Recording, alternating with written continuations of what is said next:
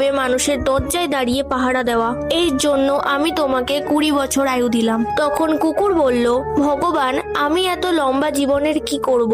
আমাকে শুধু 10 বছরেরই জীবন দিন। ভগবান বললেন, ঠিক আছে। তারপরে ভগবান যখন গোমাতাকে বানালেন, ভগবান বললেন, তুমি পৃথিবীতে সেবা করবে, অনেক পরিশ্রম করবে আর মানুষদের বাচ্চাদের দুধ খাওয়াবে। এই জন্য আমি তোমাকে দিচ্ছি 60 বছরের আয়ু। তখন গৌমাতা বললেন, 60 বছরের এত পরিশ্রম আমার পক্ষে করা সম্ভব নয় প্রভু, আমাকে 20 বছর দিলেই হবে।